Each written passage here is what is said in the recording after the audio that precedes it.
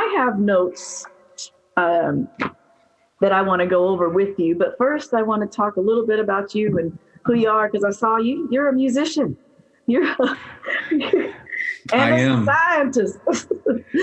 Most people on Facebook know me as a musician, actually, because that's what I do. I'm a singer-songwriter and have been for probably about the past, well, really most of my life, but I've been pretty active the past 20 years or so. And I've recorded some CDs and done a good bit of touring around the country and overseas too. I've done some overseas, not a lot, but some.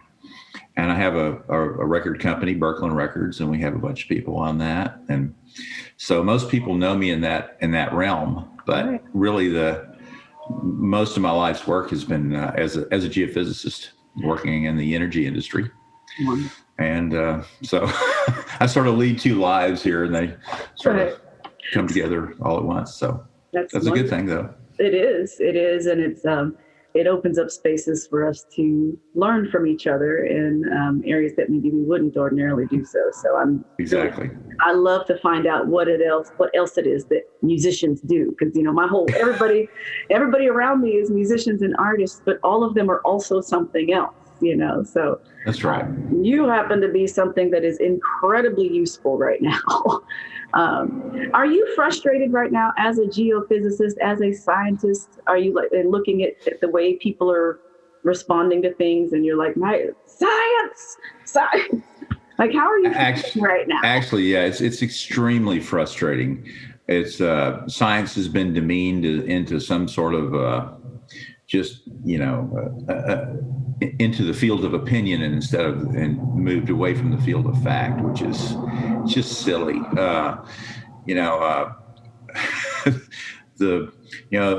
Something like COVID-19, it really doesn't care what your political persuasion is. It doesn't care. It just doesn't care. It's out there and it will, attack anyone that it can. I mean, that's just the way it is. It's a virus doing what viruses do. One of the major areas of difference between our two main candidates right now is their stance on the environment. What are your thoughts on the accuracy of the science they're standing on?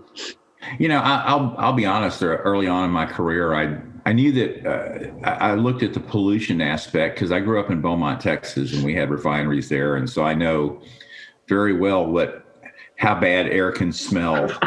And we, over the years have brought in, made cleaner burning cars and cleaner burning machines and taken care of a lot of the exhaust from plants and that sort of thing. And started using cleaner burning fuels, going more to natural gas as opposed to coal.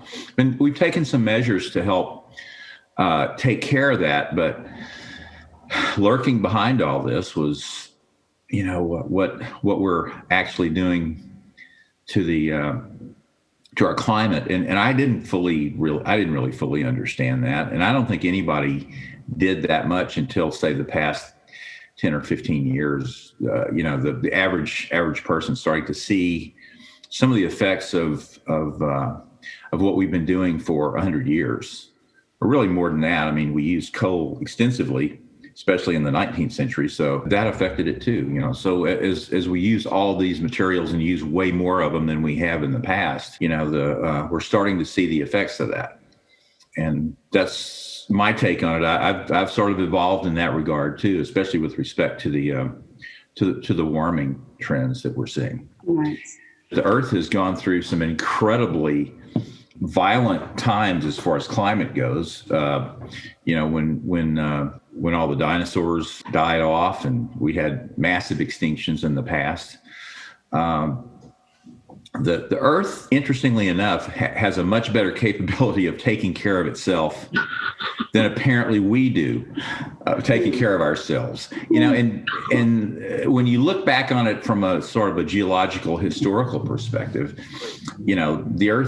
the Earth has been through a lot. I mean, we've had tectonic plates move. We've had major earthquakes, major volcanic eruptions, which have changed the atmosphere, killed off a bunch of life. Those things the Earth has gotten through. But it's our actions. They're not likely to destroy the earth. They're way more likely to destroy us. And it's not that we shouldn't be good stewards of the earth, but we'll die off before we're able to like blow up the earth. Most much. likely. Like we'll just make it to where we can't live here anymore. But nature, being what nature is, will evolve into some life form that can survive in the climate created until it. Because there's stuff that lives in sulfur, in sulfur fumes and things. Well, yeah. I mean, I think what's interesting is that there are even organisms that live. For instance, the Gulf of Mexico, the Gulf Basin is constantly moving. Those faults are constantly moving. We see faults in Houston that constantly move. Well, I mean, they do. We're in a real kind of a pile of mud here that just gradually moves. And so because of that, there are organisms that live on the seafloor that live off of hydrocarbons. Eek. So, I mean, that's their major food source. Right. So life is a very adaptable thing. Right. It'll clean up the mess we make. Like this thing eats our trash. So exactly.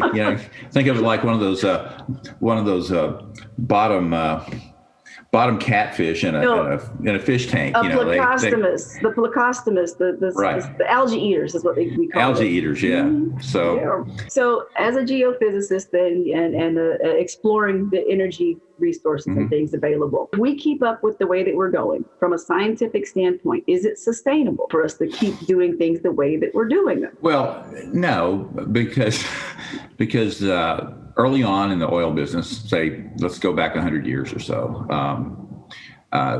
oil was fairly shallow. It was cheap to find. It was easy to find.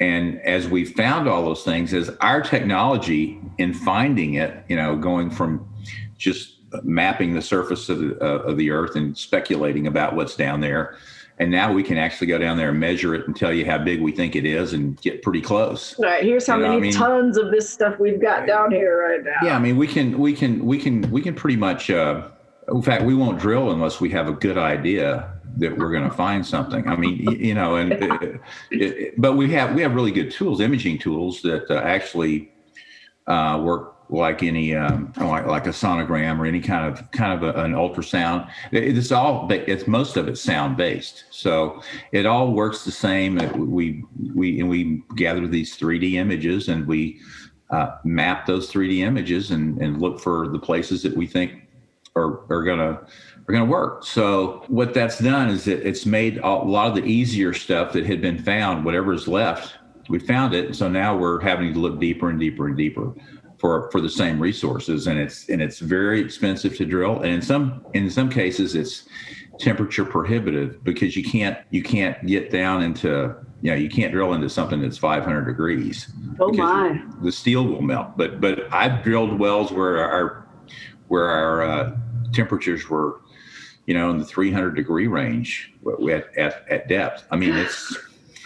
It's really hard on the tools. So we have some practical limits about of what we can actually get accomplished. So I asked you to come on because I read a post which you were saying speaking about the debate.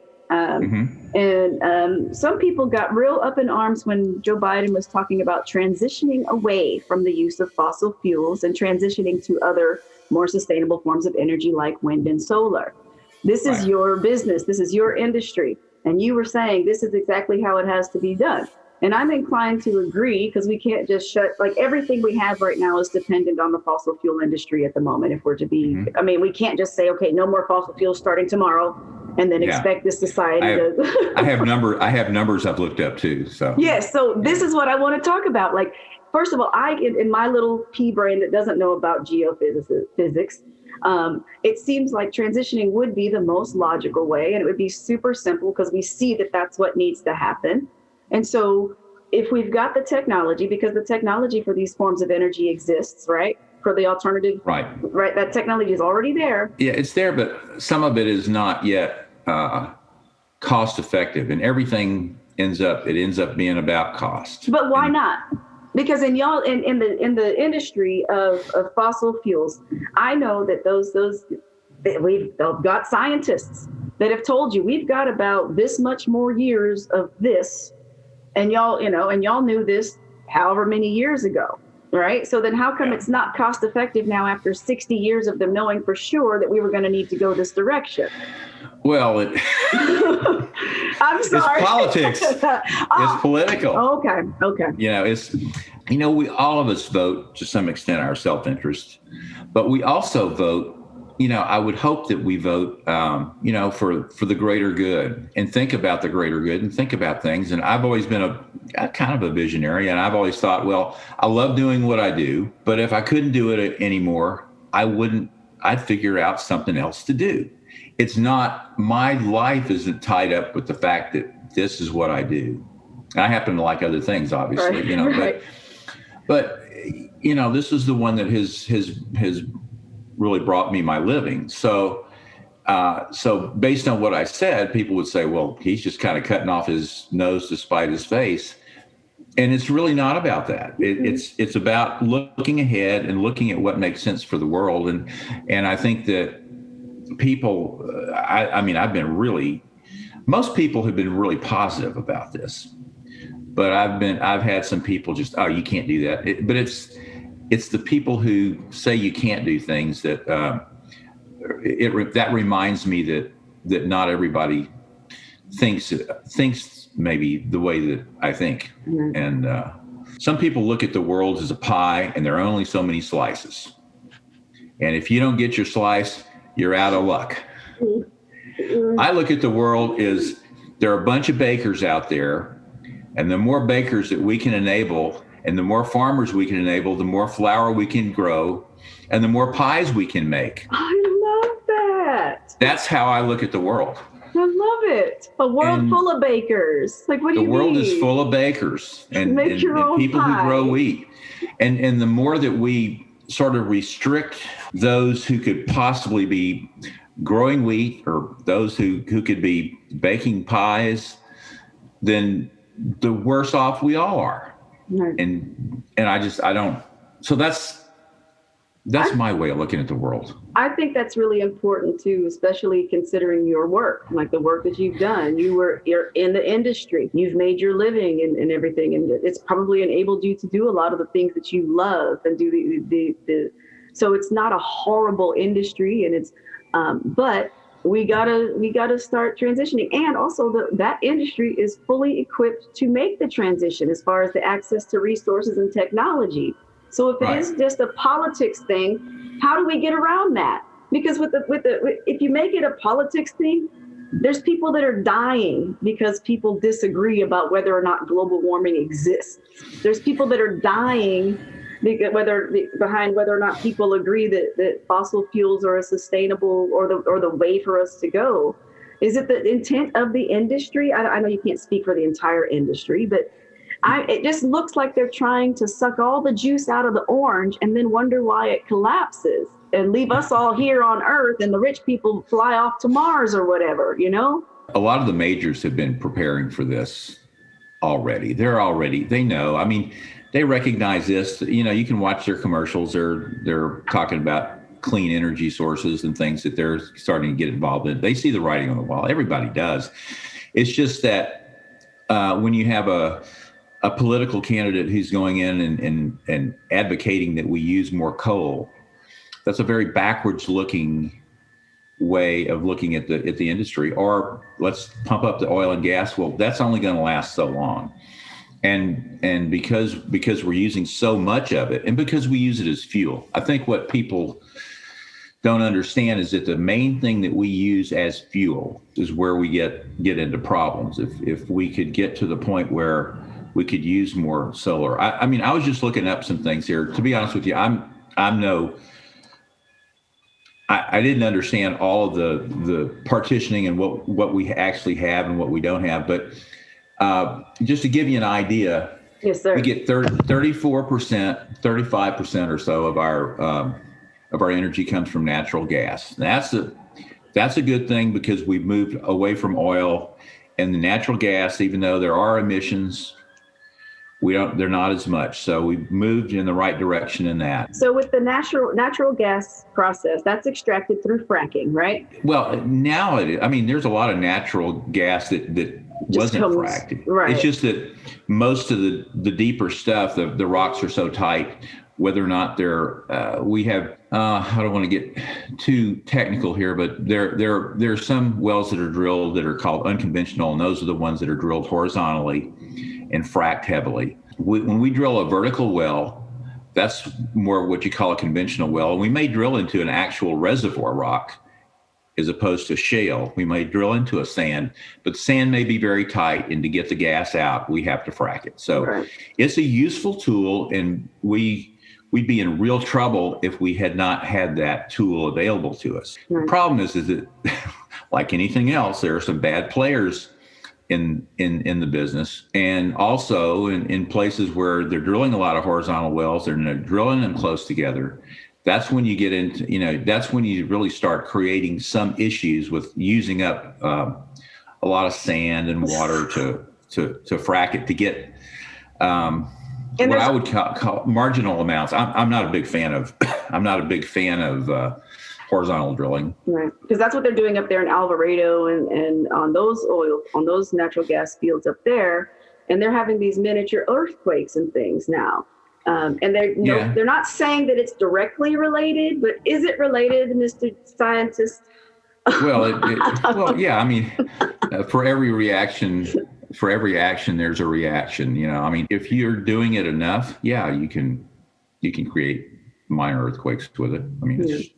That's a spin that they'll try to spin, but the truth is that if you're down there, if you're really pumping a lot of fluids and causing the cracking the earth beneath you, right? Then there may be earthquakes. It's right. That's just a part of it. Then okay, all right. So there's 35% for natural gas, which is much cleaner than the other things, right? And not all fracking is bad. No, most of it is not, I would say. It's just where they do it wrong, and it ruins people's, the aquifers and things like that. That's just, there's no excuse for that kind of behavior. And really what a lot of people don't realize, you always kind of cue in on the negative, but the oil and gas industry is if not the most, it's one of the most regulated industries in the country. So there are a lot of scallywags that don't get. So these bad players that don't make it through. Those are the ones ruining it for everybody. Ruining it. They're doing it irresponsibly, and so they're ruining the reputation among us hippy dippies that are like, save the earth. Yeah, but don't quit saying that. So. Okay, I won't. I will never quit saying that. Okay, so 35% from natural gas, and then what else? Crude oil is about 25%.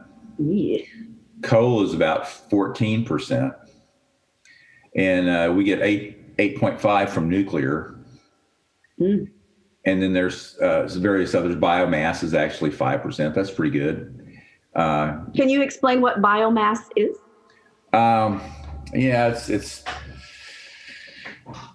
It's waste basically. Oh, that they turn into like Willie Nelson did. Yeah. Okay. And what it? Hey, Willie. Yeah, and there's also some NGPLs, which are some lighter liquids that we use, but those are also from oil and gas, or they're a product of that. Wind is 2.7. And that's not a lot, but it's a lot more than it used to be. Yeah. Hydroelectricity is 2.5.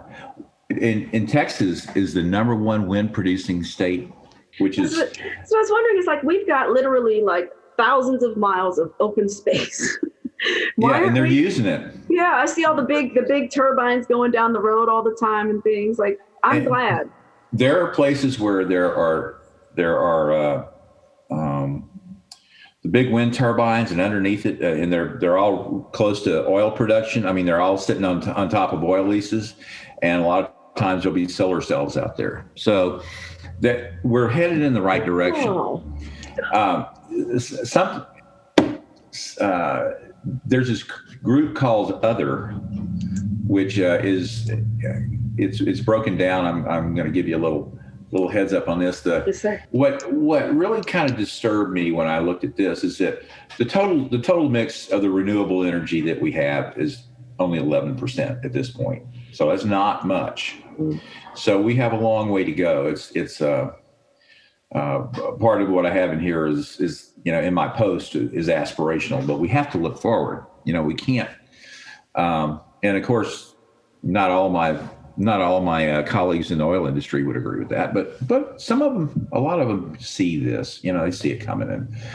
But what I was particularly dismayed about was that only 9% of the renewables, which means about 1%, is solar. Okay, so that is ridiculous. And let's talk about this for a minute. I heard in the debate, our current administration say that the sun is not powerful enough to meet all of our power needs. Is that true? Of course not. Okay, exactly, right? Like, duh. What the heck are you talking about? Even though I recognize that he is a science expert. Of course, yes. Of course, a self-proclaimed science expert. It's our ability to capture it needs to improve. Okay. We just need to really improve, and they have been improved over the years. The capacity. It's just that we need to really, it's the area that we need to improve upon the most. I was looking into solar panels for my home because I'm wanting to go as off grid as possible. And first of all, they won't let people that don't own the land the home is sitting on get solar. So even if you've got the property, you own the building, but you don't own the land it's sitting on, they won't let you get solar. So there's all these stipulations before you can get it.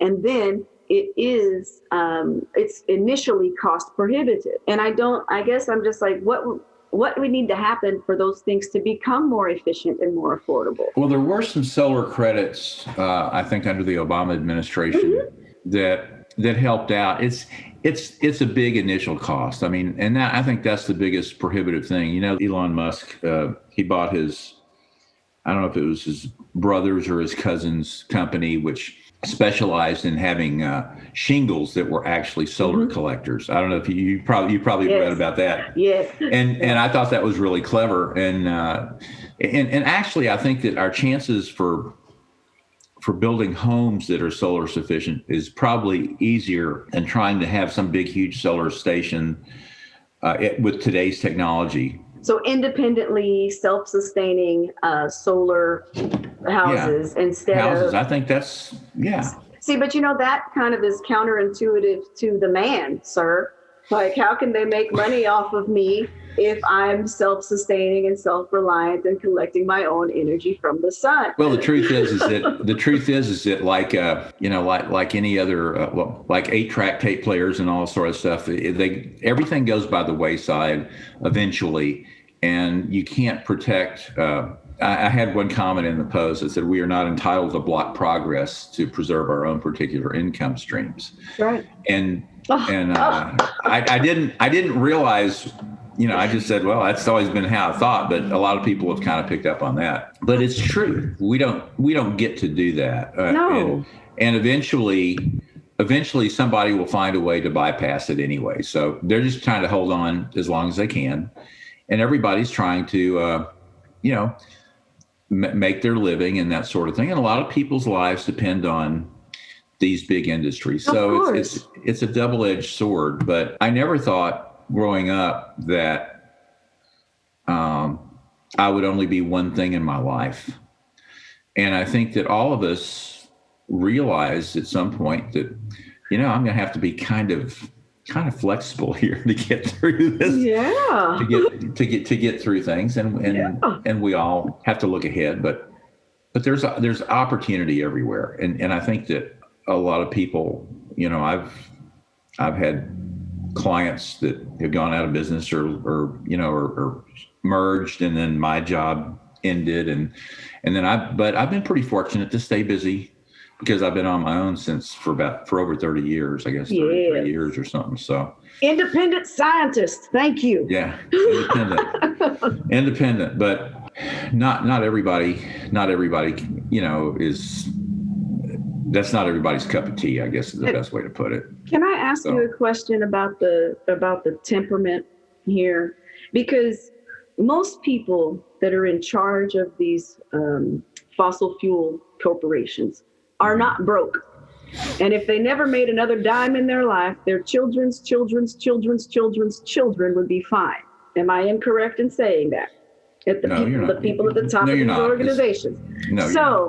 So how do they reconcile then saying, putting their money over people's families who are working in those factories and living near those refineries and things? And those people they're making correlations between health problems associated with people that live near those areas. And those executives don't live near those areas. They don't live in those areas. They live up the hill, down, up in some beautiful gated. So how do they reconcile that to their employees? Because I know because that's one thing that Trump was saying as well, is, well, they're making a lot of money. They're making a lot of money, but they're making pennies compared to those. How do you reconcile your pocketbook, not you specifically, but man on the hill, owner of the company whose grandchildren are cared for? How do they reconcile saying, well, I need to make this money because the money is to be made at the expense of people that don't have the resources they have? Yeah, I think that's the $1 million question here. And I think that different owners handle it differently. Some are very, very cognizant of that and try to have, profit sharing plans and that sort of thing for their, and there are some, who sort of have the Trumpian attitude and they just simply don't care. Gimme. It's all about their way of winning at life, or some people's way of winning at life is by the final tally when they die. And the thing is that none of them will ever be the richest person in the world. Right. And how do you define wealth anyway? And I love that. Most of them are that I have met are pretty responsible. That's good. And in that regard, but not necessarily all of them are very apologetic. It's just, they're responsible, but not benevolent. Not completely benevolent. They look at it as a business, and some of them have, in some of the smaller businesses, they're family businesses. But I know some extremely hardworking owners who've made well in this business, and they've worked their tails off to get there. In fact, most of the people that I work with fall into that category. I know some folks like that. They've got smaller companies. I know this. I took a yoga class with this. I was in a yoga studio with this woman who has a place out here just west of Austin, and it's a small operation, but she does it responsibly, and she's created jobs, good paying jobs for people. So it's not as damaging. So let me say this. I am okay with capitalism. I don't want to sound like I'm some people shouldn't be allowed to make money. It's no, people should definitely be allowed to make money if they've got a skill, a resource, a service, whatever that's necessary to our community. And obviously fuel is necessary to our community. Yeah. Even this stuff that we're using now, we still need it until we get our structure under us to transition to something safely, which is what you were talking about, right? But I really am. Is there a way to mitigate the harm while still allowing these people, can we draw a line in the sand and say, you can't make any more money off of this way starting at this date? Or is that against the American way? No, I think the better way to handle that is through a more fair tax regime. Oh. See, okay. I will tell you that I do pretty well, but I paid a lot more taxes in 2018 than I did in 2017 because of the tax law changes. They affect a lot of people, and the people who really made it were the real high end, where they got tax breaks that I had tax breaks taken away. So the way I look at it is that a fair tax system with a lot less wiggle room. You have to have incentives for people, and a lot of times that comes in the form of because in our industry we take great risks actually to to find this stuff, and we don't always find it, but the money goes away. Tons and tons of money. Tons and tons of money. Tons of money. Yeah. So you have to balance all that. But what's happened is it's just gotten out of whack. And with over the past 40 years or so, we lost a lot of jobs to China and to other places that were willing to do what we were doing a lot cheaper. For less money, yeah. For less money. And that's where, so basically we're subsidizing somebody else's but somebody again, else. Those are big wigs moving their stuff over. And then it's like, but China is not stealing our jobs. No, India is not stealing our jobs. These bazillion dollar folks are sending it over there so that they can continue to make money to your detriment. As a scientist, as someone who is to the detriment of our upper middle, of the folks that are not billionaires. I've often thought about this. If I could design a society, I would design one that has a incredibly healthy middle class. If you look back through the ages, back in the Middle Ages when they had the guilds, and these people had a chance to actually better themselves. When people have a chance to better themselves, the whole society benefits. That's right. There's more competition, but you are not entitled to a competitive edge. You have to find a competitive edge. I love that. And that's the whole issue with America, is that people are trying to protect their competitive edges at the expense of everybody else. Of a everybody free else's market. Ingenuity. Right. Yeah. A free market is a free market, and you can't just like some of it and not like some of and hate some of the other part. Right. The best societies are a combination of are strongly capitalistic and have a great social net to help those who can't help themselves or who are moving up, who are upwardly mobile. And those are the ones that really work. And ours could be that, but it's not. I agree. So what is something, and I know you don't speak for the whole industry, but as a scientist, what is something that we can do because I believe that the fossil fuel industry and the energy industry is a tool that can be used to create that really, really strong middle class and to create those avenues for upward mobility and to create more bakers. So, what are some things that these guys that are clenched like this, what could we do? Well, it was that. That's why we have the life that we have, is because the oil industry was one of the great industries of the 20th century. That's true. Which, I know, because I grew up in a town that was an oil town, and I had so many friends whose parents worked at the refineries, or they were chemists and engineers, and they had, we had a great life. I mean, I didn't have a lot as a kid, but I felt like I had a very rich life, and everybody pretty much did. I mean, this is what I've heard as well. Like, it supports the families. It does. It does. But you also have to, what they're mainly worried about now is because now of global warming and pollution and that sort of thing, they're mainly worried about the liability. In the end, everybody always worries about liability. So they're not.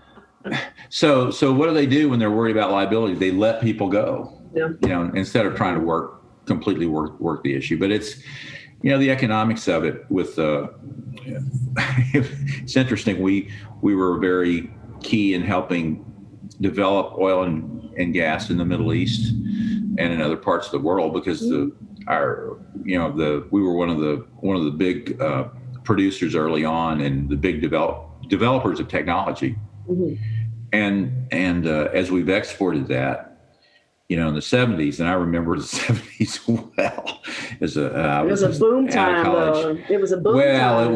Up to a point. The problem is that then we had a lot of inflation, because Saudi Arabia raised the price of oil and just kept going up and put the squeeze on us. And we had gas lines. I mean, we could get gas on odd days or even days, depending on our license number. It was a tough lesson, but basically some of the ingenuity that we shipped over there they squeezed use on against us. us. Yeah. They use against us, and they're still using that price thing again. I mean, I'm not blaming them. They're doing what they have That's to do. their resources under the dirt they live on, right? Under the dirt they live on. Exactly. So this is not. This is just a.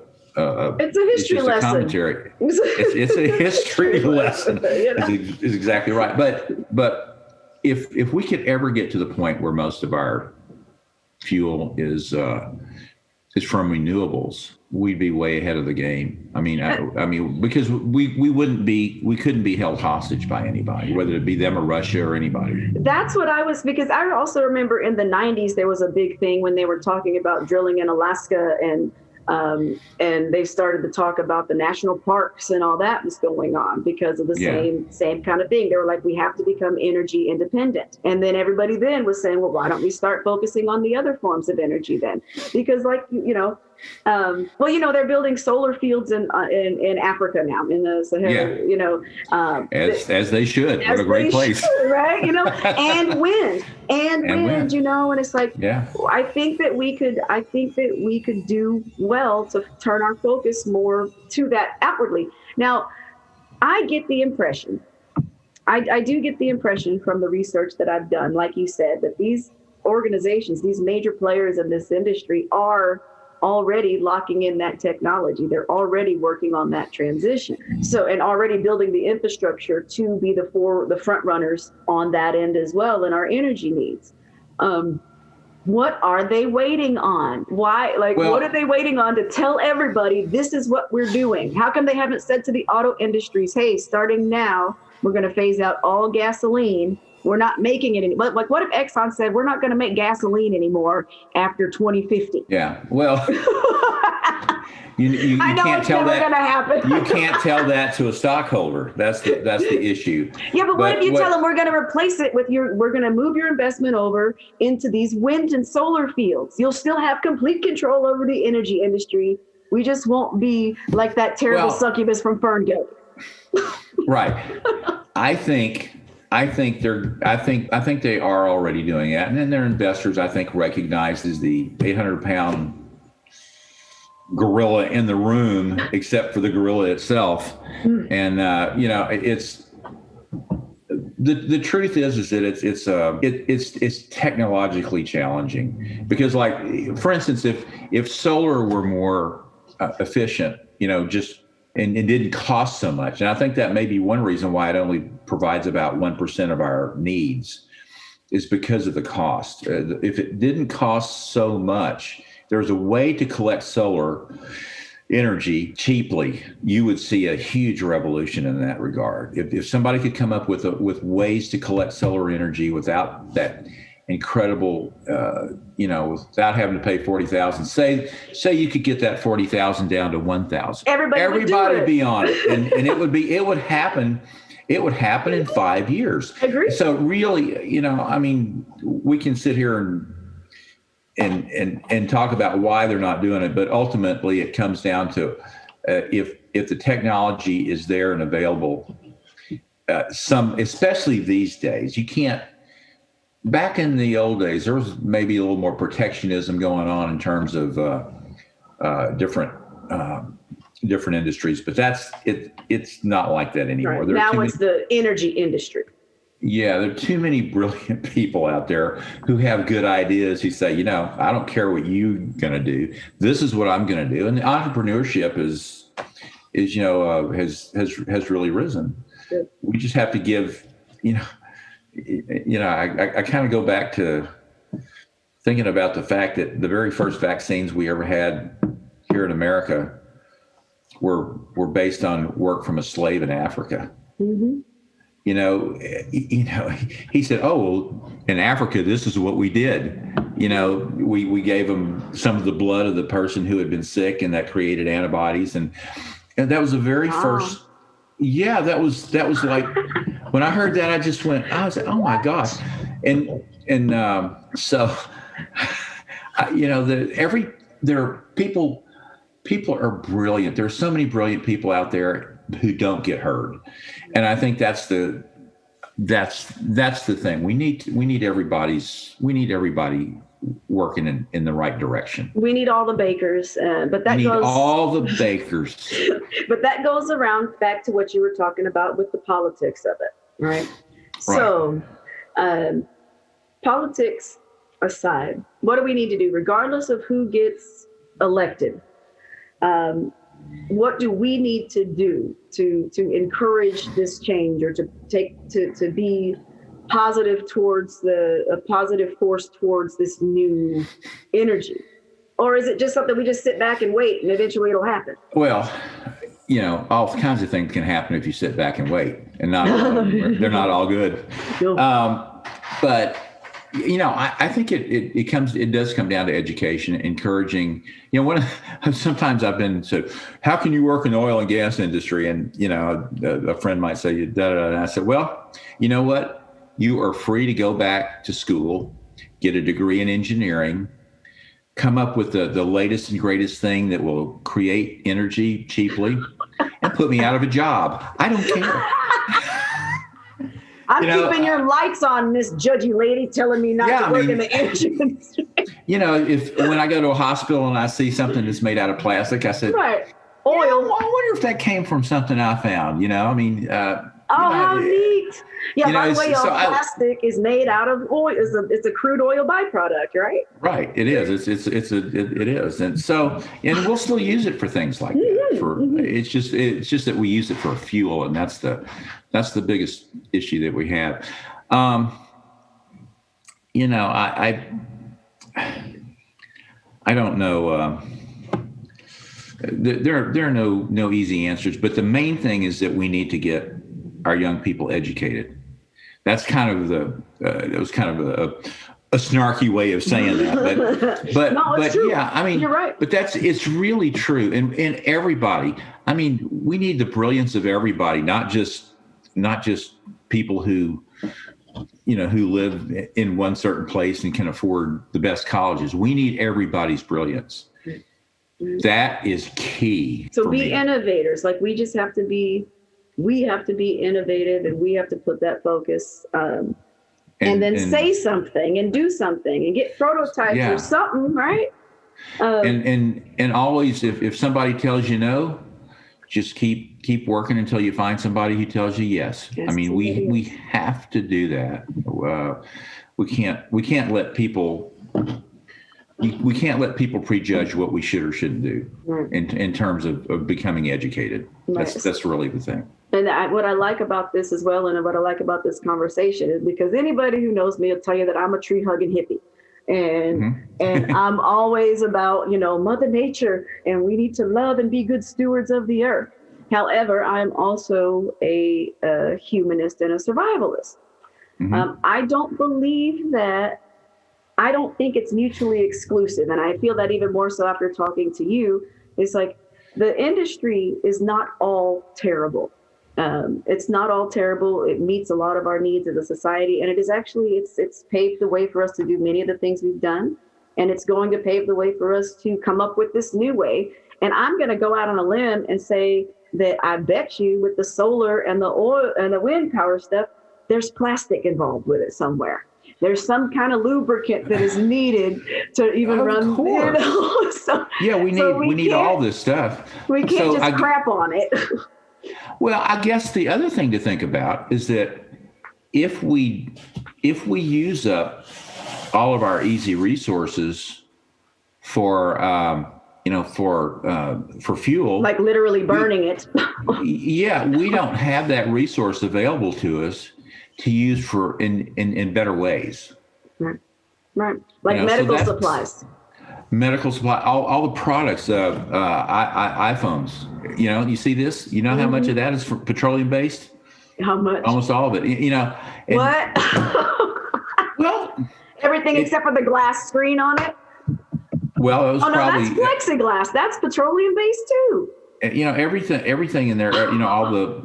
And the computer industry was highly based. I mean, all the parts and everything for computers have a lot of petroleum based products in them. It's important to have have those products. It's also important that we learn how to make things 100% recyclable.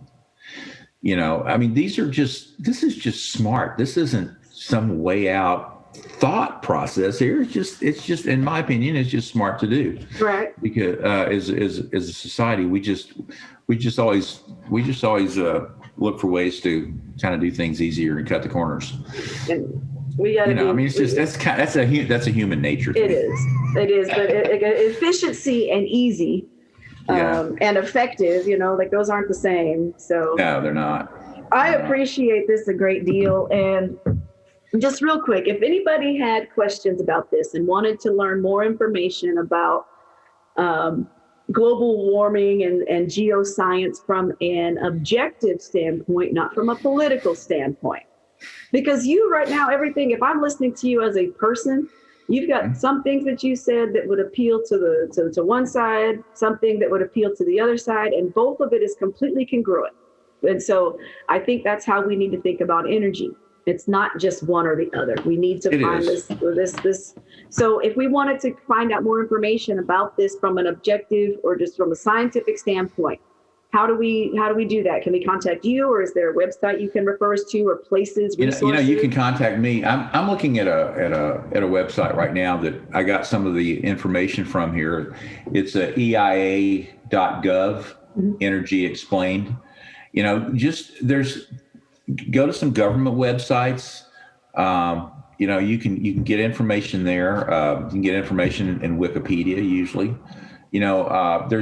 There's information everywhere. It's kind of if you just type in what you want, you can usually find it, but look I would trust government sources a little better than an industry source. Right. Even now, you're talking about like. Yeah, I would. Yeah. Okay. Because industry, they're doing their best interest. So yes, right. They're going to. Yeah. But also I think that they don't want to print anything that's not true. It may be that, there may be some cheerleading that goes on, but they're going to kind of tell it the way that it is. They have to because they have investors. Because they're accountable, so, right?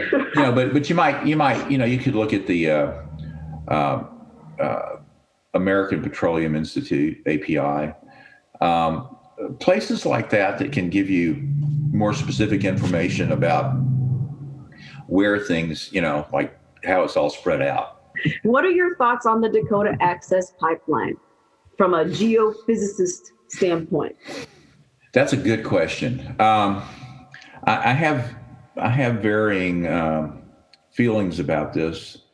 I mean, it's good if they could figure out a way to get it to where it didn't bust every 100 miles. Well, yeah. I mean, that's always an issue with pipelines. But the thing that troubles me the most is that they're going across indigenous lands. I mean, for goodness sakes, we have, as a society, we've done a very lousy job of dealing with the people who were already here, the people we brought here. I mean, I don't want to, move into that direction, but we have to honor what we're supposed to honor, right? And what we have agreed to honor. All them treaties that said that, Yeah, that treaty thing, kind of gets in the way. There are things that you do for the public good from a utility standpoint. You have to. Right. You got to get the resources to the people. I understand that. I get it. I had a cousin who had to sell his house because they were running I guess the Texas tollway through there. Yeah. And then they ended up not going through there, and I think he had already sold, got another house. But I mean, those things happen. And I know that a lot of people look at this as one of those. It's just the way I look at it is that there should have been some planning ahead of time to take into account these people. I'm going to relate a story to you, and that if you have just a couple seconds. I do. And that's why this is really it kind of cuts deeply for me. I was my singing partner KJ and my wife and I one night were driving from Durango north to another town, kind of close to Grand Mesa, up in that toward on the western side of Colorado. We had a flat tire at night on the $1 Million Highway, which if you've ever been over there, and I'm sure you have, you know what that's like, because I've been there during the day when I was a kid, and I didn't think I was gonna live to tell about it. I was scared. Well, we had a flat tire, and a gentleman shows up. His name was Kenny, and he was from the Navajo Nation in New Mexico, and he was on some trip. He changed our tire in like 15 minutes. I'm not sure I could have done it. I mean, I was really worried. I mean, this guy stopped and he did it. And so I have his number in my cell phone. Nice. You know, there are people who stop, and there are people who do things for you that you remember forever. Forever. And I remember that forever. And it really, you know, I mean, his way of life is different than my way of life, but that doesn't mean there's anything. It's not any less than or less valuable. Not any less valuable. I mean, I look at it as way more valuable, because here's a man who risked his life for me. That's how I looked at it. Right. And you can't, you know, I think, you know, not to get too far into the politics of it, but I think that's what we're seeing right now, where there's a situation where a certain group of people don't value others. Right. Just undeniably evident by the actions and policies. It's undeniable, and I don't. Like I said, I don't want to get overly political here, but I think it goes back to my whole theory that everybody is valuable. There's brilliance everywhere, and if we don't uncover it, it's our fault.